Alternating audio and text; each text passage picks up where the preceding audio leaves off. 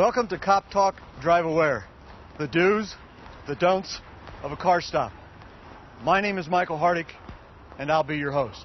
This show is all about enhanced communications between the driving public and the street uniform officer. It's the first in a series of safety-type shows where we'll discuss things like the do's and don'ts of traffic court. We'll talk about auto accidents and driver's inattention. No one wants to go to traffic court, miss work, pay a fine, pay an attorney, or have points assessed on their license. Also, I'm sure no law-abiding citizen wants to put themselves, their family, nor a police officer at risk. Is this like all the other shows we've seen in school? I mean, who needs it? As you can see, there will be questions throughout the show. And the answer to that particular question is no. This is not like anything you've ever seen before, and here's why. Being a former decorated police officer, I'm not a professional spokesman. I want to talk to you from a police officer, the street uniform police officer's point of view. This is not about traffic law, but common sense ways to increase communication, share information, which in turn can save lives, save money. And who needs it? Everyone. If you drive, if you ever plan to drive, if you know someone who drives, you and they need this.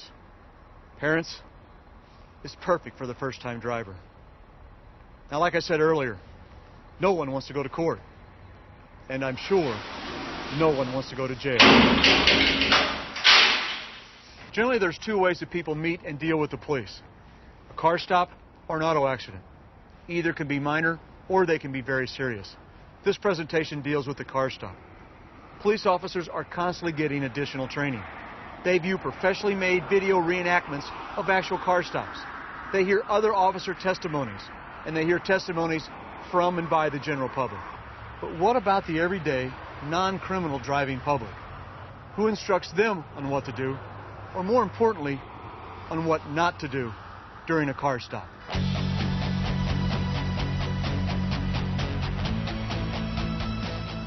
I was surprised to learn that drivers weren't being taught on what to do or what not to do during a car stop. Maybe it's one of those things that's supposed to be passed down by parents. From my experience, there's a distinct lack of knowledge and understanding between the street uniform officer and the everyday law-abiding driving public. There must be communication and shared information. I promise you, your safety is always foremost in every officer's mind. So let's get started. And once again, welcome to Coptalk Drive Aware, the do's and the don'ts of a car stop.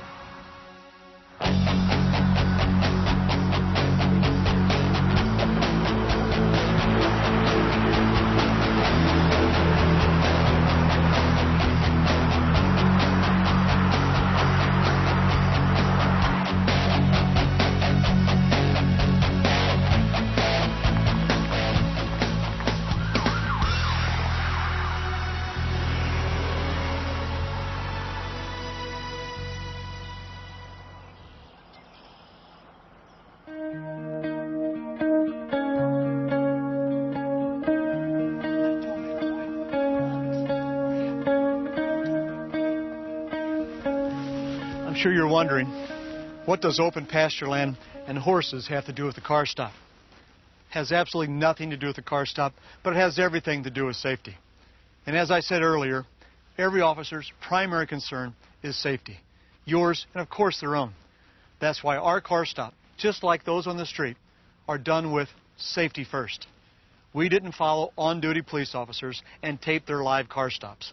That'd not only be dangerous, but it'd also be very irresponsible. All our car stops were carefully choreographed, again, safety first. And also, for a better perspective, many of the camera angles that you're going to see during this car stop are shot from the police officer's point of view. Okay then, what should you do when you're stopped? It all starts with the officer. So let's first talk about what the officer should do. The officer must take into account where they are when they activate their license siren. They must give every driver the opportunity to safely exit the roadway. And please remember that just because the officer has in fact activated his license siren, that does not, and let me repeat, that does not automatically give you the right of way. It is still your responsibility to safely exit the roadway. And another thing, Please don't stop in the middle of the road. Driver, exit to the right-hand side of the roadway. And yes, you'd be surprised how many times that happens. Drive aware. Identify your surroundings. Pull your vehicle completely off the roadway. Don't block driveways. Don't block an entrance or an exit to a parking lot. And of course, don't block an intersection. What if you're stopped by a police car that doesn't have any lights on the roof? You know, an unmarked police car. Well, that's a very good question. Now, let's say that you are, in fact, stopped by an unmarked vehicle. Day or night, everything that I've already said still applies. But there is more. There are documented incidents